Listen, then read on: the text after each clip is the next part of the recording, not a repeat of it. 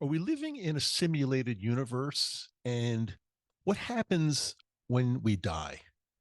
I'm actually going to tackle both of these questions today on Microdose U. I've been looking into some of this stuff and I think I might have some answers for you. So stand by. I'm Dr. Dave and welcome.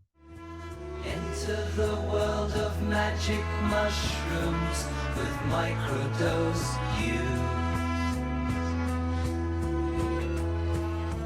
Hey there. Thanks so much for being back with me on Microdose U. We're going to take a little bit of a 90-degree turn today and talk about some philosophical things that I think microdosers are probably more prone to think about these things. I think the average person walking around, going about their lives, going to work, eating, drinking, going to sleep, doesn't really think deeply about what is actually going on here. What are we involved with? But I'll tell you, since I started microdosing, I've been contemplating a lot of these bigger questions. Bigger questions, like when you get past the anxiety and the depression and all the stuff that the microdosing takes care of, you start to get a little bit deeper, and I think that's where I am right now. And I will tell you, I'm not a philosopher, and I don't really understand quantum physics at all. I'm going to be speaking on very, very simple level, but I think that's actually good because a lot of these people that talk about this really complex philosophical and quantum physics stuff, they speak in terms that are very difficult for regular people like you and me to understand. So I'm going to try to break it down and make it a little bit easier to understand some of the things that I've kind of have been involved in studying and researching and observing over the past short amount of time during this microdose journey. I will tell you this, though. This is very important. I kind of gave up on asking the favor of going on wherever you're listening, was Spotify or Apple Podcast, and giving us a rating. And if you even have time, that takes a second. That takes like a split second to give a 5-star rating, split second. But if you have if you have an extra minute or so, if you want to give a review, I think you can only do that on Apple. I don't think you can really do a review on Spotify, but you Spotify people are catching up to Apple, by the way. Apple was always way ahead in the ratings, but now recently in recent months, Spotify is like poised to pass Apple. So it's turning into a little mini tug of war here. So I'm asking you from my heart, if you have a second, either now pause this or after the show, I'll try to remind you at the end, but I might forget. Just go onto whatever platform you're listening, Apple or Spotify, and do the best you can with 5-star rating if you believe that's what this show is worth. Because I put my energy and heart and soul into every episode, and you're going to see this episode. I think you're gonna really like it. So thanks for that, and remember also in every episode the show notes, I've got all kinds of important information and links that you can go to help you further in your studies of microdosing, and my brand new website, microdoseu.com, spelled exactly like it sounds. Microdose with the letter U tacked on the end, .com. Check it out. And again, I am available along with my colleague and good friend, Dr. Denise Moret, to help any of you that want some one-on-one help, whatever it might be. Whatever it might be, we're available with our one-on-one program. So check that out. Let me know if you need anything from me. Anyway, okay, let's get into today's episode. First of all, are we living in some type of a simulation? And some of you might not even understand what the question means. This has been talked about for quite some time now. I'm not the first. There have been many, again, physicists and philosophers and the like that have been discussing this for quite some time.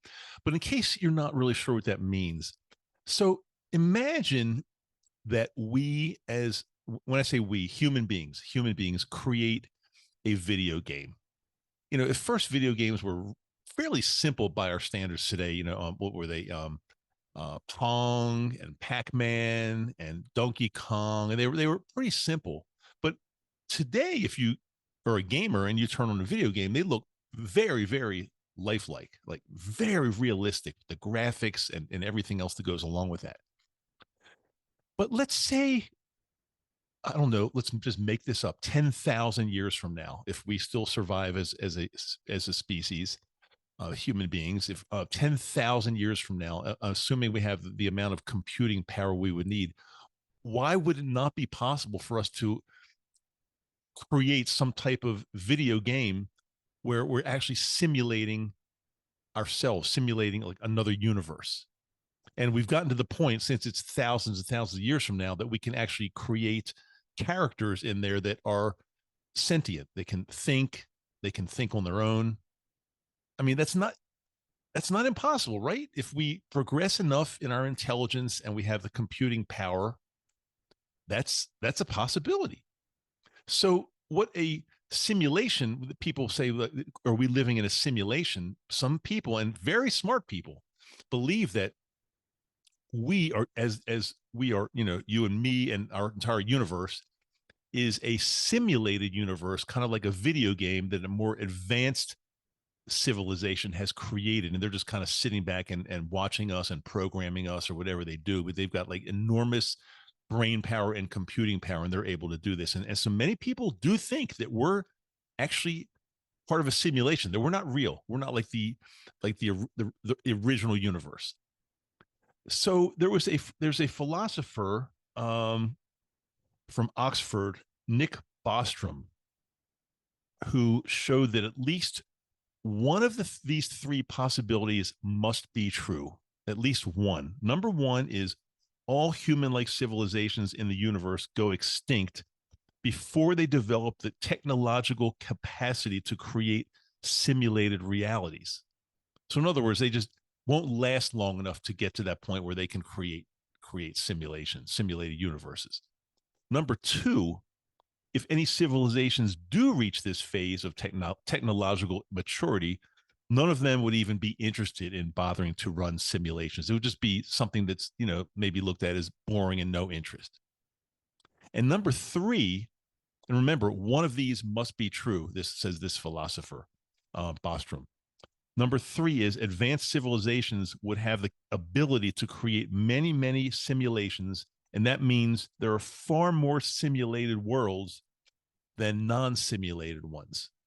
So what that would mean, if number three is the one that's true, that we are most definitely, like almost definitely in a simulation. So what do I think? Do I think we're in a simulated universe? Do I think we're in some kind of, for lack of a better way to explain it, we're in some other universe's video game, and they're just watching us and programming us, and we're not real? It sounds far-fetched, but I believe that's a very strong possibility. I believe that we may be part of a video game, part of a simulation of another universe. It's absolutely, and if you do some research on this, just check it out on your own. Don't believe Dr. Dave on this. This is my opinion. You will see some extremely smart people that understand quantum physics and philosophy way more than I do, way more. And many people do believe that we're in a simulation. Now, again, I only really started thinking of this stuff when I got deep into the mushrooms, microdosing, with a couple little larger doses, but nothing crazy. But the rewiring of my brain is such that I'm not just going about my everyday life, just living my life, doing my work, eating, making money, going to sleep, waking up the next morning, is that's what most people do. Most people don't really think that deeply. They just go about their lives, and whatever it is, it is. And certainly, animals, dogs and cats and cows, they're probably not thinking like, are we in a simulation? They're probably not thinking that. Although I can't be positive of that. They may know more than we think they know, and they probably do, but still, I'm not sure of that. So there's a lot of complex things out there that are uncovered or begin to get uncovered when our brains start to become rewired and we're microdosing and we're using psilocybin, which I do believe was put on this planet, whether it's a simulation or not, was for a reason. But there's only so far we can go. The human brain is only capable, and we're only, think about this. We only have, what do we have? 5 senses, right? what is it? Look, seeing, hearing, feeling, smelling, tasting. I don't know. That might be right. I'm not sure. I just off the top of my head. Those are our five senses. We see what we can see, but if you think about it, there could be other senses that we just don't have.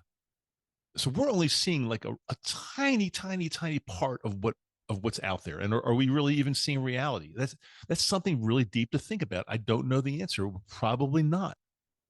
What we're seeing and experiencing is probably not reality. That's my guess. Now, does it mean that we need to, if we do believe that, do we live our lives any differently? No, because we still feel pain. If we do something wrong, we're still going to get punished. And it doesn't, so it really doesn't matter.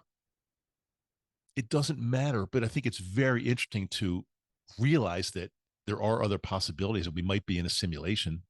Now, I think I think there's a very strong possibility we are. And if you think I'm nuts, then okay, you need to be on mushrooms a little longer. Because 5 years ago, I probably would not have said this.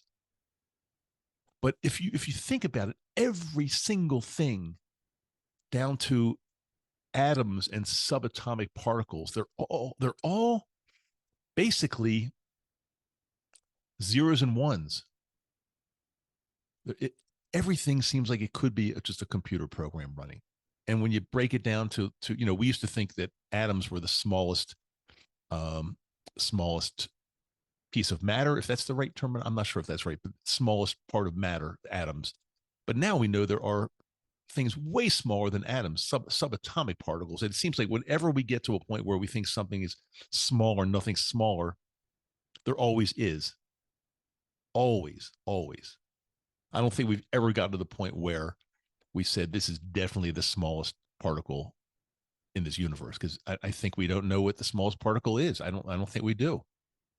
And if we think we do, I think that's going to be, corrected at some point because we don't know. And what about life? What happens when you die? What about, okay, let's talk about dying for a second, because that, again, the age old question, well, what happens when you die? And many people say, well, they have their feelings, and different religions have their feelings, and that's all fine. But think about this.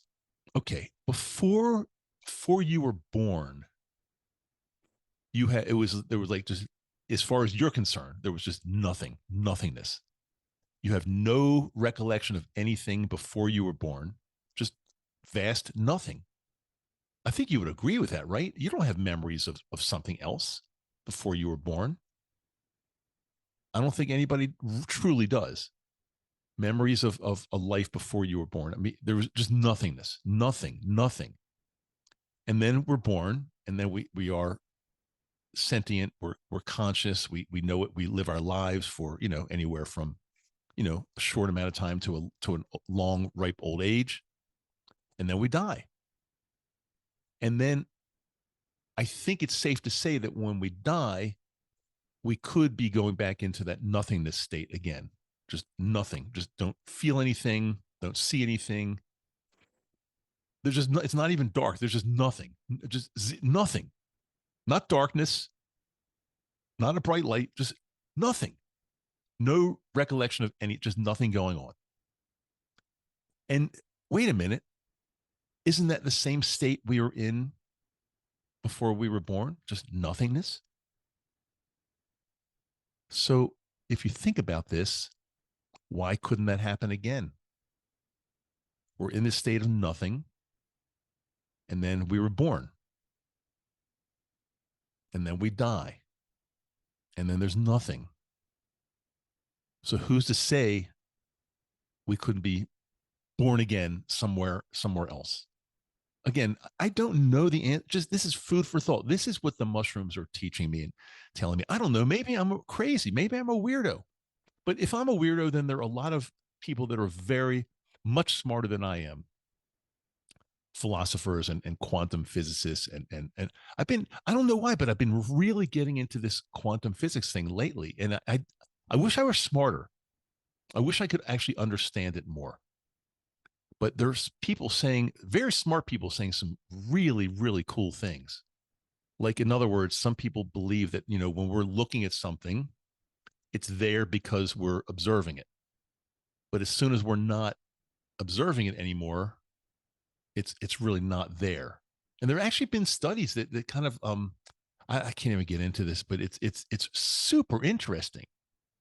And it leads me to believe, like, the bottom line is, like, what we think is going on around us is not really what it truly is. And that's like the easiest way I can say it. Like we don't understand really what reality is. We just don't understand it. Because again, we think that, okay, like, the fastest speed possible is the speed of light. There's nothing can go faster than the speed of light. Who said that? Was it Newton or was it Einstein? I don't remember, but there's nothing that's faster than the speed of light in a vacuum, right? Right. I think that's somebody really smart, much smarter than I am, said that. But then we're finding that when we dig deep enough and go far enough, that the laws of physics as we know it don't they're broken. They don't apply. So a lot of the things that we believe are not necessarily true. So we don't really even know what our reality is. That's kind of my bottom line in this. We don't really know, and I don't know whether we will ever be developed enough to really understand it. But open your mind and realize that what we're seeing around us is not necessarily what it really is. We might be living in a simulation, and when we die, we will go into that nothingness, just not, and then again the same nothingness before that it was before we were born. And so who knows where we'll be after that. These are crazy things. Well, they're not crazy, but these are deep things to think about. I want you to let me know if you have any comments. Please comment on the platform you're on if you can, and if you can't, I'd love for you to send me an email or something, because I'd love to hear. I'd love to hear more about, from people that, especially people that are a lot smarter than I am, that say, Dave, you've got a good point, but here's what's really going on. I'd love to hear, because I admit I am, I'm knowledgeable about science. I am, a retired dentist. I went through dental school. I studied all the, anatomy that doctors, MDs have to study. I know a lot. But when you start comparing me to somebody that really understands philosophy and physics and, quantum physics and all that, I'm like, I pale in comparison to them, like nothing. So I'd love to know more if you can teach me. And if you know enough, who knows? Maybe you could be a future guest on the show, because I'd love to dive into this a little bit deeper. But in the meantime, keep that microdosing going, because it's going to keep you curious. It's going to keep you honest. It's going to keep you asking questions. And after all, what else is there to life than trying to ask questions and figure out what's actually going on? Okay, remember, I have a brand new episode that comes out every single Wednesday and Friday. What else was I going to say? Oh yeah, this is a reminder, since we're wrapping, this is a reminder to please go on Spotify or Apple. And remember, the Spotify people, I have a feeling you're going to, like, take this seriously, and you're going to kill those Apple people.